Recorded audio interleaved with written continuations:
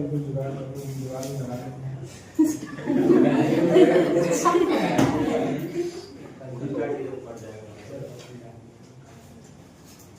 चलो आज हम सीखेंगे प्री ऑपरेटिव केयर, है ना। इसके पहले हमें जानना भैया प्री ऑपरेटिव केयर होता क्या है ना, क्यों करते हैं, कब जरूरत पड़ता है। जैसे हम लोग मान लो नॉर्मल इंसान है, खाना पीना खाया, सोया और रात में अचानक एब्डोमेन पेन हो गया, फीवर हो गया, उल्टी आता है, ऐसा होता है सबके साथ, घटना होता है ना। तो क्या करते हैं सबसे पहले रात में मान लो अच्छा खाना खाए, दाल चावल सब्जी रोटी खाए और सोए। सोने के बाद क्या हुआ, रात में अचानक पेट में चूल्हे कूदे, बहुत तेज पेन हुआ, तो जाते कहाँ हैं, गांव के नहर के सूट पे जाते हैं। वहां जाते हैं तो क्या होता है, नहर वाला डॉक्टर क्या करता है, क्या होता है डॉक्टर, एक तरीके से झूला डॉक्टर होता है, क्या करता है, कोई इंजेक्शन दे देगा। ठीक नहीं आराम तो क्या करेंगे, हम जाएंगे बड़े वाले हॉस्पिटल पे, रात रात भागते हैं ना। तो उस टाइम कैसा कंडीशन होता है, जैसे लगता है कि कितने लोग हमारे जानने वाले हो गए हैं, है ना, बहुत लोग आ जाते हैं। तो जाते हैं बड़े हॉस्पिटल में, तो होता क्या है वहाँ पे, सबसे पहले हमारा क्या होता है, डॉक्टर क्या करता है, चेकअप करता है। तो सबसे पहले क्या करेगा, हिस्ट्री लेगा, क्या हुआ था, कैसे हुआ था, फिर क्या करेगा, फिजिकल एग्जामिनेशन करेगा, यानी कि उसको बॉडी को टच करके देखेगा। उसके बाद क्या करेगा, कहेगा ठीक है भैया जांच करा के देगा, जांच ले देगा, दवाई देगा नहीं, लेकिन नहर वाला डॉक्टर क्या करेगा, तुरंत दवाई दे देगा। क्यों, क्योंकि उनके पास कोई भी ऐसी उपलब्धि नहीं, कोई भी इक्विपमेंट उनके पास नहीं है। लेकिन प्राइमरी ट्रीटमेंट वो भी बहुत अच्छा देते हैं। अगर मान लो पेन किलर नहीं लगाया होता तो हम हॉस्पिटल में आ पाते हैं, पेन के मारे हम वहीं चिल्लाते हैं, वहीं रह जाते हैं, है ना। तो भी लोग बहुत अच्छे होते हैं, लेकिन नॉलेज कम रहता है। और दिक्कत ये होता है कि उन लोगों के पास इक्विपमेंट नहीं होते हैं।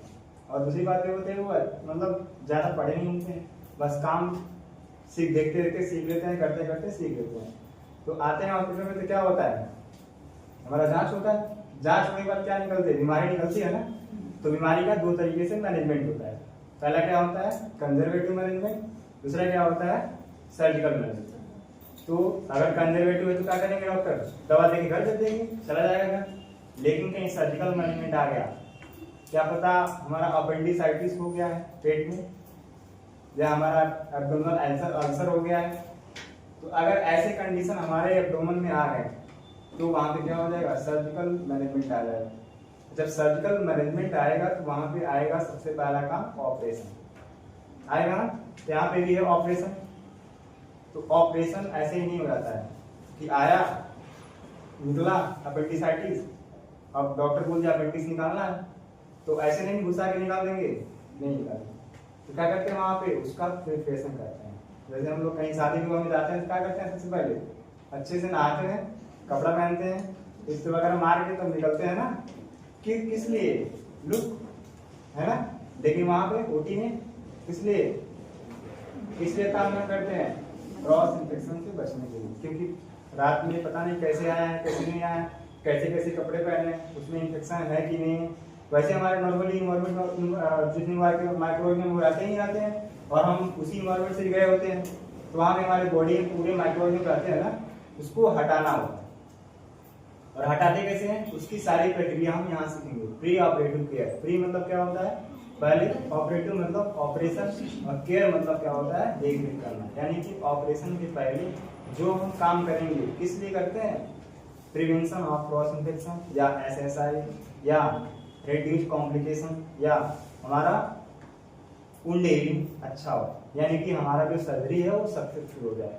जो हमारा सर्जिकल मैनेजमेंट डॉक्टर एडवाइस किया है वो क्या हो जाए, सक्सेसफुल हो जाए। ठीक है ना।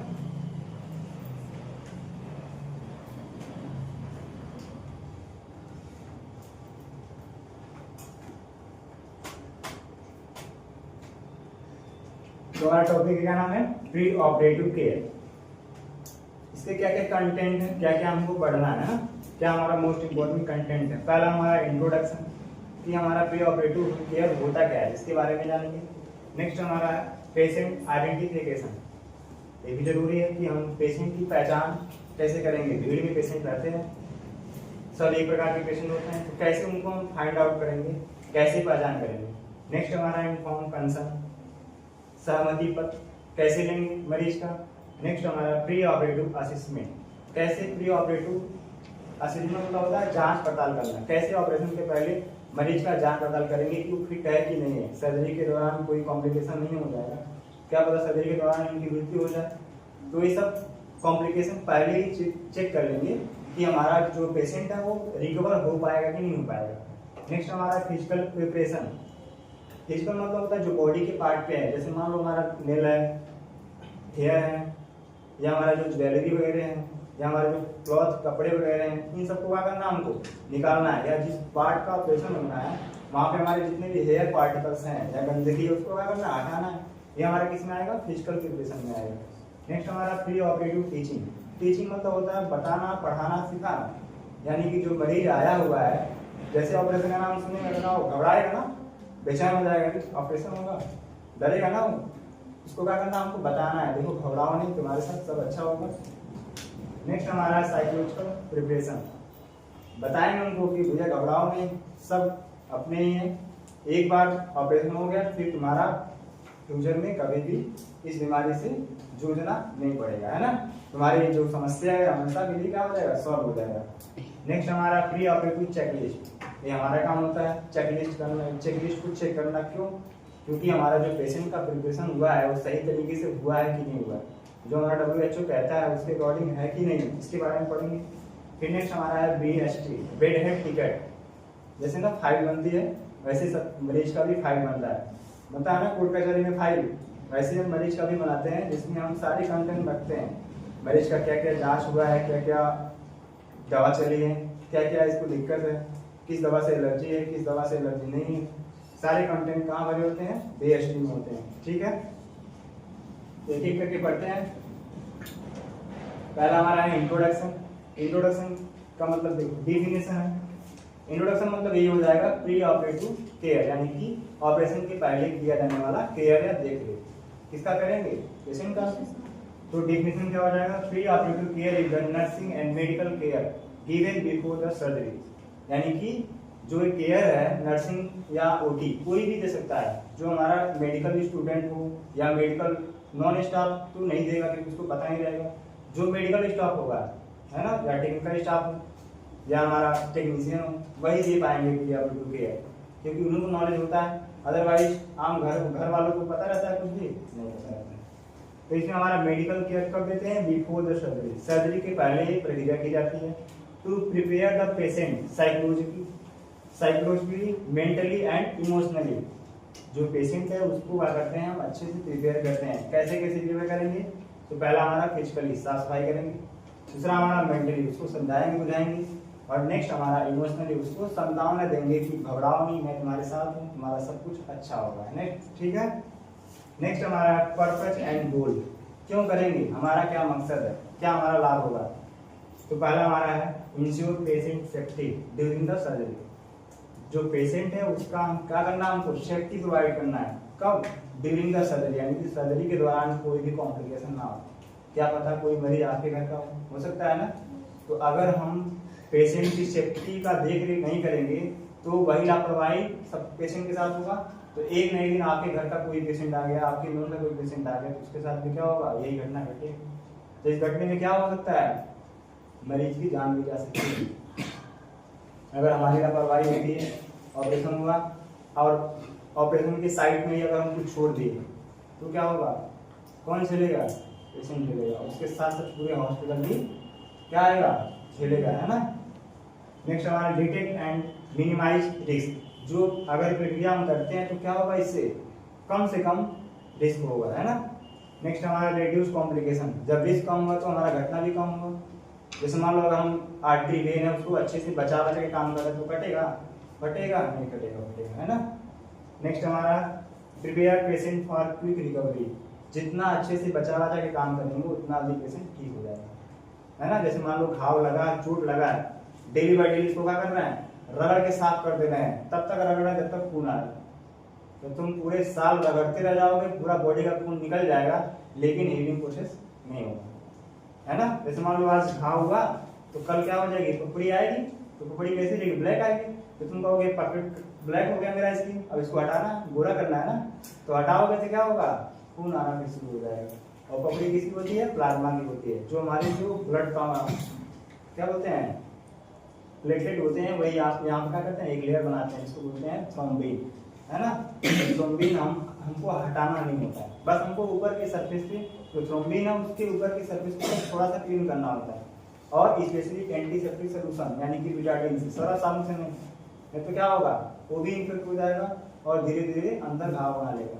तो हमको पता भी नहीं चलेगा कि घाव बन गया, क्योंकि ऊपर ब्लैक है, हम सोच रहे थे कि पपड़ी जमी है, लेकिन नीचे धीरे धीरे क्या हो जाएगा, सड़ना शुरू हो जाएगा। और एक समय ऐसा आएगा जब पपड़ी उतरने वाली रहेगी, वहां से क्या निकलेगा, मवाद निकलेगा, ठीक है ना। फिर क्या हो जाएगा, उस टाइम जो हमारा घाव है वो डीपली हो जाएगा, तो उस घाव को क्या बोलेंगे, डीप वुंड बोलेंगे, है ना, जो हमारे लिए और कॉम्प्लिकेशन होगा, क्योंकि जितना गहरा घाव उतना गहरा इंजरी होगा, क्योंकि गहराई में क्या होता है, हमारे मेजर ब्लड वेसल्स होते हैं, नर्व होते हैं, और सुपरफिशियल में क्या होता है, स्किन होता है, मसल्स आएगा। लेकिन जब मसल्स के नीचे जाएंगे तो हमारे बोन आएगा ना, तो हड्डी हमारे लिए इंपॉर्टेंट है। अगर हड्डी में इन्फेक्शन हो गया भैया, तो हड्डी क्या करना पड़ेगा, काट के निकालना पड़ेगा। जब हड्डी काट दिए तो मतलब है उस पार्ट का खत्म हो गया। नेक्स्ट हमारा पेशेंट आइडेंटिफिकेशन, पेशेंट की पहचान कैसे कैसे करेंगे, भीड़ में कैसे खोजेंगे उससे। पहला है correctly identify the patient with name, age, ID band and registration. सबसे मोस्ट इंपॉर्टेंट एक वर्ड है रजिस्ट्रेशन और आईडी बैंड। रजिस्ट्रेशन ये होता है जैसे हम घर से आते हैं किसी हॉस्पिटल में दिखाने के लिए, तो वहाँ पे क्या बनता है, हमारा एक पर्ची बनता है ना, जिसको बोलते हैं ओपीडी पर्ची। जब हम डॉक्टर के पास जाते हैं ना, तो वहाँ एक कागज लेके जाते हैं, उस कागज का नाम क्या होता है, ओपीडी पर्ची बोलते हैं या डॉक्टर प्रिस्क्रिप्शन बोलते हैं। तो जो पहला रजिस्ट्रेशन होता है, जो पहली पर्ची बनती है, हमारी आईडी कार्ड लगती है, वहाँ पे मोबाइल नंबर लगेगा, एड्रेस लगेगा ना, अटेंडेंस नेम लगेगा, किस डॉक्टर को दिखाना है, आपका क्या नाम है, क्या पता है, सब बताते हैं ना वहाँ पे। तो जो रजिस्ट्रेशन मिलता है हमको वो क्या होता है, MR नंबर होता है, यानी कि मेडिकल रिकॉर्ड नंबर होता है। तो सबसे पहले हमारा रजिस्ट्रेशन किसका होता है, MR का होता है, यानी कि मेडिकल रिकॉर्ड नंबर, जिससे हमारा हम कहीं अगर हमारा मेडिकल चेकअप होता है तो वहाँ पे ये सब मेडिकल रिकॉर्ड मांगे जाते हैं, कहाँ दिखाए थे, किस किस हॉस्पिटल में गए थे। तो मेडिकल रिकॉर्ड तो प्राइवेट में तो मांगना पड़ता है, लेकिन गवर्नमेंट में क्या होते हैं, ऑलरेडी डिटेक्ट हो जाते हैं। जैसे पुराना पर्चा दिए, नया पर्चा बनवाए, तो पुराने पर्चे आपके उस डिस्प्ले पे पूरा शो कर देगा, है ना।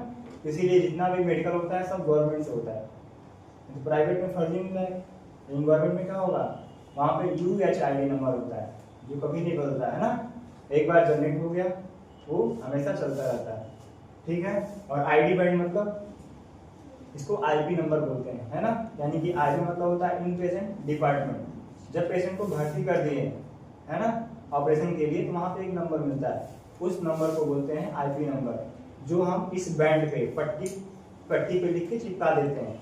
फिर हमारा एज है, नेम है, इतना सब हमारा क्या होता है, पेशेंट का आइडेंटिफिकेशन के लिए उसके पास जाते हैं, उसका बैंड चेक करते हैं, फाइल चेक करते हैं, नाम पूछते हैं, एज पूछते हैं, तब हम क्या करते हैं, मरीज से बातचीत करते हैं।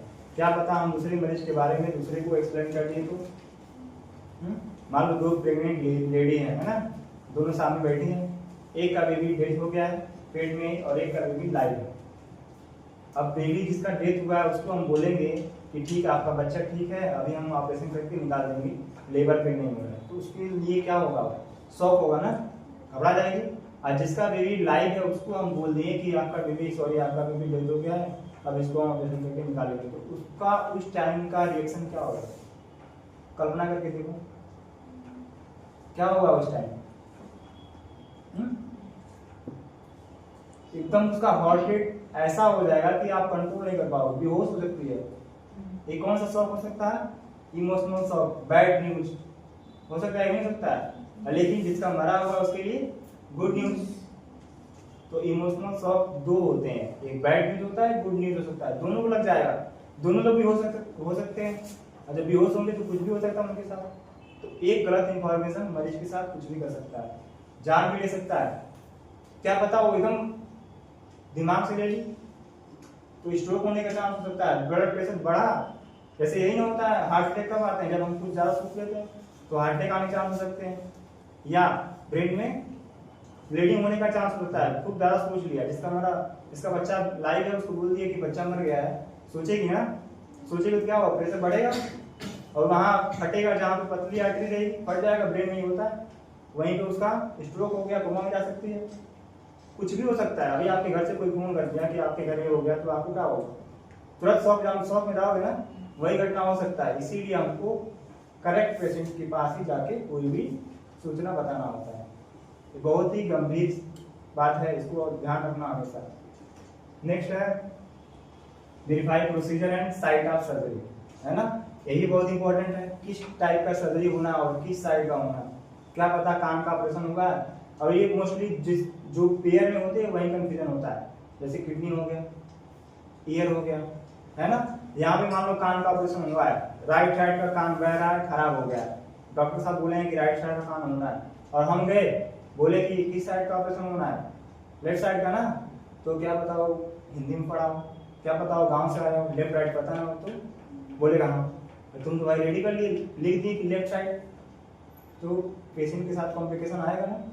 आप जो लिख दिए वही वेरीफाई हो जाता है, वही वार्ड में चला जाता है, वही उसी पार्ट को लेके हम क्या करते हैं, सर्जिकल जो प्रोसीजर होते हैं वो फॉलो कर लेते हैं। यानी कि जैसे जैसे इक्विपमेंट सेट करना है, या जैसे जैसे हमको ट्रॉली लगाना है, या डॉक्टर के लिए सेटअप करना है, सारा का सारा, क्योंकि लेफ्ट साइड है तो राइट साइड करेंगे, राइट साइड है तो लेफ्ट साइड करेंगे, तो सारा काम हम जितना हम कर लेते हैं इक्विपमेंट का।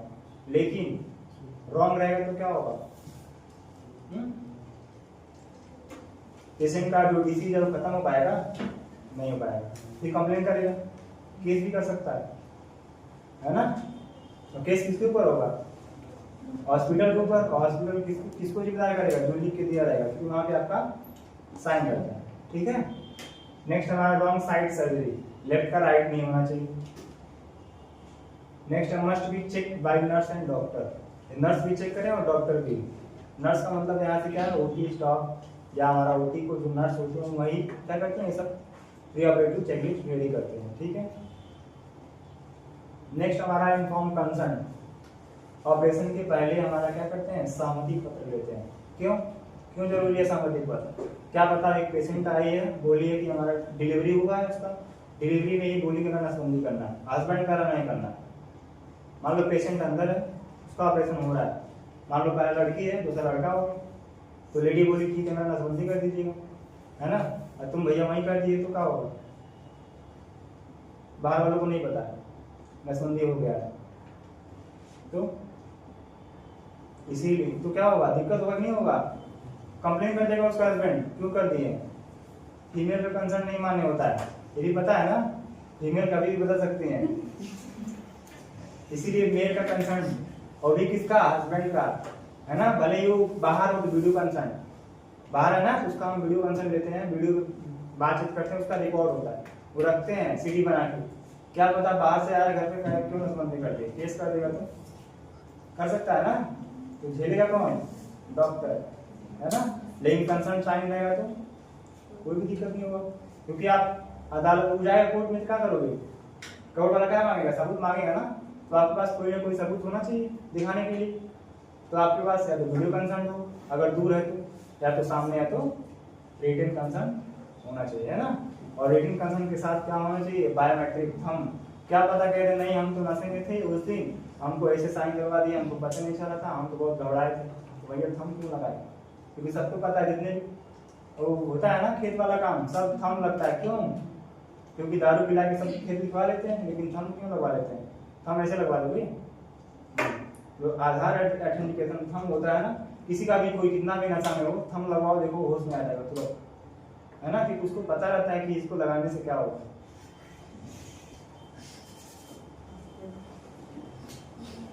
ठीक है ना, इसमें हमारा देखो legal and ethical requirement before surgery, जो कंसर्न होगा कैसा होना चाहिए, लीगल होना चाहिए, इलीगल ना है, जबरदस्ती नहीं कराना है, अगर हम बता रहे हैं संतुष्ट है तो करवाना है, नहीं तो नहीं करवाना है। यही बात है कि अगर फीमेल कह रही है करवाने के लिए, लेकिन मेल जो उसका हस्बैंड कह रहा है नहीं करवाना है तो नहीं होगा। कब होगा, जब हस्बैंड कहेगा तभी मान्य होगा, है ना, तो वहाँ पे आपको लीगल कंसर्न देना है, तो अगर कहेगा नहीं होना है तो वहाँ पे लिखवाएंगे, ठीक है भैया आप लिख दीजिए कि मेरे मरीज का नसबंदी नहीं कराना है, ठीक है। नहीं तो फीमेल कंसर्न कह दी कि बाद में डॉक्टर से कि हम तो कहे थे क्यों नहीं किए, तो दिखाना रहेगा, देखिए आपके हस्बैंड क्या लिखे, है ना, तो दोनों साइड से बचना होता है, डॉक्टर ऐसे नहीं बन जाते हैं, बहुत कॉम्प्लिकेशन आते हैं, जैसे आगे बढ़ते हैं वैसे पीछे से लोग क्या करते हैं, पैर पकड़ने खींचने लगते हैं, है ना। देखो must be sign by the patient and guardian. कौन कौन साइन करेगा, कम से कम 2 गवाह और 1 मरीज। मरीज कैसा होना चाहिए, अगर होश में है तो, नहीं तो भैया नहीं करवाएंगे। क्या पता हम बेहोश रहेंगे, हम साइन करवा दें, दिक्कत होगा ना उसके लिए। पेशेंट और बच्चा नहीं होना चाहिए, कम से कम वो 18 साल का होना चाहिए। ये नहीं कि छोटा सा बच्चा आया है, अच्छा बेटा लिख दो, नहीं करवाना है ना, इलीगल हो जाएगा ये। लीगल में क्या आएगा कि कम से कम जो साइन कर रहा है, जो गवाही दे रहा है, वो खून से खून का रिश्ता हो, नहीं कि चाचा के भांजा का लड़का, मौसी का मौसा लड़का, ये सब नहीं चलेगा ना। या तो भाई हो, या तो बहन हो, या तो माता हो, या पिता हो, या पुत्र हो, या पत्नी हो, यही सब क्या होता है कंसर्न में मान्य होते हैं, अदरवाइज कोई मान्य नहीं होता है ना। नेक्स्ट हमारा जो कंटेंट क्या कह रहेगा उसमें, जब हम साइन करवाएंगे क्या क्या लिखा रहेगा, प्रोसीजर, किस चीज का ऑपरेशन होना है, स्पष्ट होना चाहिए, है ना, ताकि उसको समझ जाए। हिंदी में समझाओ, नहीं समझ भोजपुरी में समझाओ, दाहिने कान का ऑपरेशन होगा, है ना, समझाना है। क्यों, जब तक नहीं समझाओगे तब तक तुम्हारे लिए खतरा है, समझा दे तुम्हारा खतरा खत्म। नेक्स्ट तुम्हारा क्या है, रिस्क। रिस्क भी समझाना है कि ऑपरेशन के दौरान क्या क्या दिक्कत हो सकता है, क्या पता खून कम हो, है ना। रेयर ही होता है कि खून ज्यादा होता है प्रेगनेंसी में, है ना। क्यों, क्योंकि फीटल भी, बेबी का भी ग्रोथ होना है और ब्लीडिंग भी स्टार्ट होना है ना। तो फीमेल में कम खून होते हैं, तो वहाँ पे आपको कंसर्न लिखवाना होता है। मान लो 6 ग्राम एचपी है तो ऑपरेशन कर दिए, तो ऑपरेशन करेंगे तो घाव को भरने के लिए खून चाहिए ना। घाव को भरने के लिए क्या चाहिए, ऑक्सीजन चाहिए। ऑक्सीजन कहाँ होता है, खून में, तो खून नहीं रहेगा तो घाव जल्दी नहीं भरेगा, और जब घाव नहीं भरेगा तो भैया दिक्कत होगा ना उसके लिए, हाँ, सांस लेने में दिक्कत होने लगेगी। क्यों, क्योंकि प्रॉपर ऑक्सीजन बॉडी में जाएगा नहीं, सांस लेने में दिक्कत आ जाएगी। जब सांस लेने में दिक्कत आएगा तो उसको थकान लगेगा, वीकनेस होगा, डर हो जाएगी, कुछ देर बाद ऐसे ऐसे बोलना बंद कर देगी। सांस लेने में दिक्कत होगा तो उसको मशीन पर रखना पड़ेगा। ये सब कॉम्प्लिकेशन यहाँ पे बताना रहेगा। और अल्टरनेटिव कॉम्प्लिकेशन, लेट कॉम्प्लिकेशन क्या क्या हो सकते हैं बताना रहेगा। मान लो ब्रेन का कोई सर्जरी हो रहा है, खून चोट लग गया, खून क्लॉट हो गया इसमें ना, खून निकालते समय बताना रहेगा कि देखो ये दोबारा हो सकता है, दोबारा इसमें खून जम सकता है, इसमें इन्फेक्शन हो सकता है ना। मरीज को खून की कमी होने पर खून देने की आवश्यकता पड़ सकती है। ये सारे जो कॉम्प्लिकेशन है ना, सब इसको एक्सप्लेन करके लिखना होता है, शुद्ध हिंदी में लिख देना होता है, अंग्रेजी में ना है। तो क्या पता कि इंग्लिश में लिख दिए और कह दिए हम हम इंग्लिश जानते ही नहीं, तो पढ़ के सुना दोगे उस टाइम, लेकिन बाद में भी कह देगा तुम नहीं जानते हैं तो क्या करोगे। वहाँ पे उसी के भाषा में बोल दो भैया, तुम लिख दो अपनी मर्जी से, है ना। वो लिखा रहेगा तो क्या होगा, स्पष्ट उसको समझ में आया जाएगा। नेक्स्ट हमारा है ensure patient autonomy and understanding. Patient को समझ आना चाहिए और वो अब संतुष्ट भी होना चाहिए मरीज जब साइन कर रहा है, जबरदस्ती नहीं कराना। नेक्स्ट हमारा नर्सिंग रूल क्या होना चाहिए, वेरीफाई करना है कि सिग्नेचर हुआ है कि नहीं हुआ है। क्या पता हम दे दिए, हम जल्दीबाजी में से छोड़ के चले गए, तो भैया वैसे रखा है दे दिया, और सर्जरी होगी कोई कॉम्प्लिकेशन होगा तो क्या दिखाएंगे आप। वहाँ पे हमको वेरीफाई करना रहता है कि सिग्नेचर किया है कि नहीं किया है, गवाही तो रुका है कि नहीं है, थंब पैड लगा है कि नहीं लगा है, डेट टाइम लिखा है कि नहीं लिखा है ना। ये सब हमको चेक करना होता है।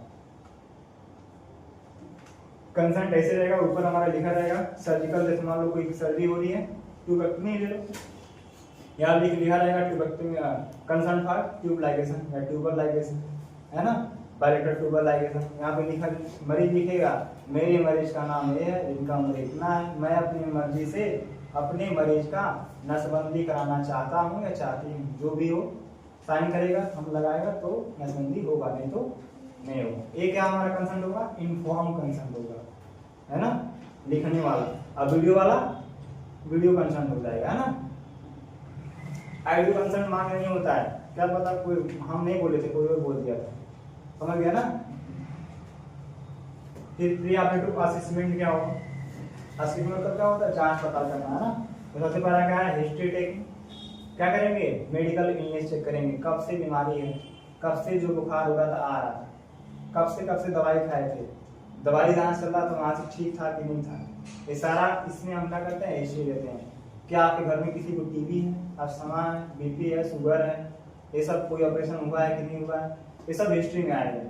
नेक्स्ट हमारा फिजिकल एग्जामिनेशन, उसके पास जाएंगे, उसके बॉडी को चेक करेंगे, पल्स चेक करेंगे, बीपी लेंगे, है ना, अस्कल्टेट करेंगे, बाउल साउंड सुनेंगे, लंग साउंड सुनेंगे, बॉडी का पूरा चेकअप करेंगे, बॉडी में जो ब्लड इन्वेस्टिगेशन हुआ है उसको चेक करेंगे कि सब कुछ सही है कि नहीं है। 4 तरीके से चेक करते हैं।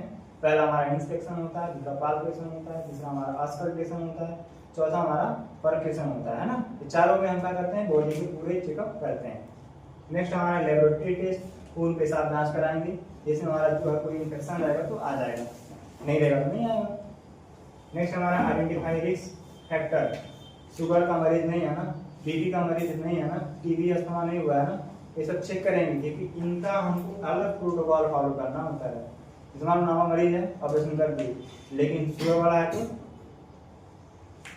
वाला है तो वहाँ पे हमको